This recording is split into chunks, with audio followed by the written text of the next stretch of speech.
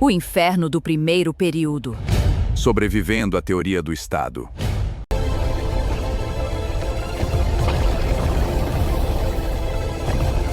Todo o poder emana do povo, que o exerce por meio de representantes eleitos ou diretamente. O Estado não possui luz própria.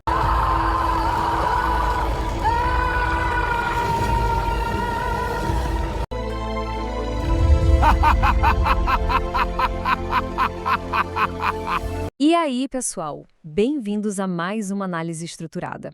Hoje, a gente vai usar uma metáfora bem visual, como se fosse uma planta de arquitetura, para decodificar de vez aquelas decisões que formam a verdadeira identidade e o propósito prático da República Brasileira. Sim, a gente vai mergulhar fundo nos artigos 1º ao 4º da Constituição de 88.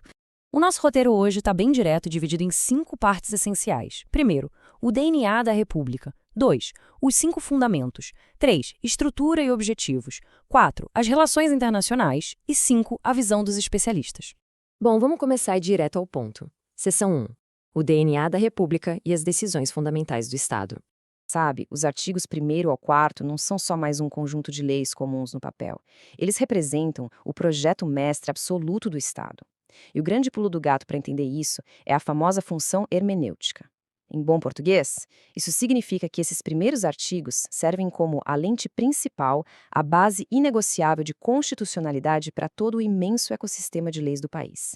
Literalmente, nada no nosso sistema jurídico faz sentido se não for lido através dessa lente. É crucial. Beleza, avançando para a seção 2, os 5 fundamentos, que são os pilares de sustentação do artigo 1º. Olha só que sacada interessante. Se o título 1º é a fundação de cimento da nossa casa constitucional, as 5 vigas que seguram tudo em pé formam aquele macete clássico que gerações conhecem, o só si de vá plu. Essa união inquebrável de soberania, cidadania, dignidade da pessoa humana, valores sociais do trabalho e da livre iniciativa e pluralismo político, tudo isso forma um alicerce onde a nossa sociedade democrática inteira se apoia. Pegando só os 2 primeiros rapidinho, a soberania é tipo o escudo absoluto do Estado. Ninguém manda na gente internamente e somos totalmente independentes no cenário externo. Já a cidadania, olha, ela precisa ser compreendida no seu sentido mais profundo. É uma participação ativa nos rumos da sociedade que vai muito, mas muito além de só depositar um voto na urna a cada eleição. Isso ilustra com perfeição o princípio de mais alto valor de todos, a dignidade da pessoa humana. A genialidade desse princípio está no funcionamento duplo dele. De um lado, a gente tem a função negativa, que é meio que um muro definindo o que o Estado definitivamente não pode fazer contra o indivíduo. Do outro lado, em total contraste, a gente tem a função prestacional. Essa atua como um motor, exigindo que o Estado haja, corra atrás e forneça os recursos essenciais para garantir que todo mundo tenha uma existência de fato digna. A gente tem que fazer uma pausa rápida para absorver o peso do parágrafo único desse 1º artigo.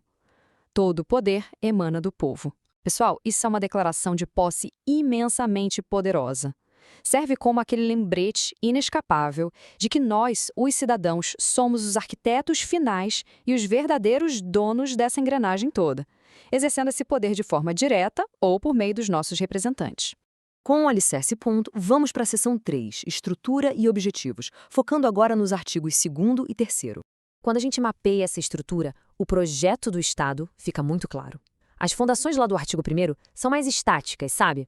E o artigo 2º monta a arquitetura da separação dos poderes. Mas o verdadeiro contraste acontece no artigo 3º. Lá, os objetivos são sempre expressos por verbos de ação super dinâmicos. Construir, garantir, erradicar não são apenas ideias soltas. São missões reais a serem cumpridas a todo momento. E isso nos leva à seção 4, os princípios nas relações internacionais, que moram no artigo 4º da Constituição. Expandindo nossa visão lá para fora das paredes do edifício do Estado, o artigo 4º dita exatamente as regras de convivência do Brasil no nosso grande bairro global. Ele está ali para garantir que aquela soberania plantada lá no alicerce seja mantida completamente intacta diante das complexas pressões do palco mundial. Chegando na reta final, seção 5, a visão dos especialistas unindo a doutrina e a prática jurídica. Para fechar a lacuna gigante que às vezes existe entre aquela doutrina acadêmica abstrata e a vida real batendo na porta dos tribunais, surge a pergunta de $1 milhão. Como esses princípios majestosos são aplicados no dia a dia? Como é que os juízes e os advogados pegam tudo isso e transformam em ferramentas reais? É aí que entram as obras de peso, como as de Paulo Bonavides. Ele fornece uma base teórica densa, mas que é simplesmente irrenunciável. O trabalho dele é essencial para a gente capturar a verdadeira essência da dignidade da pessoa humana e entender a transição histórica de como a ideia de soberania foi evoluindo com o tempo. Em outra frente, temos Gilmar Mendes e Paulo Branco. Eles demonstram de forma bem exaustiva como aquela função hermenêutica opera na vida real. Eles mostram como ela age não só nos livros, mas como a lente central nas batalhas argumentativas super intensas dos nossos tribunais superiores hoje em dia. Já o Luiz Roberto Barroso insere todo esse debate dentro da engrenagem do neoconstitucionalismo. O ponto alto aqui é comprovar que a dignidade da pessoa humana não é só uma diretriz bonitinha jogada lá no texto. Ela é o absoluto núcleo axiológico de tudo. O coração de valores que faz com que todas as regras da Constituição pulsem juntas e em harmonia. E, completando esse time de gigantes, a gente tem o José Afonso da Silva. Ele é mundialmente reconhecido como o padrão ouro tradicional no assunto.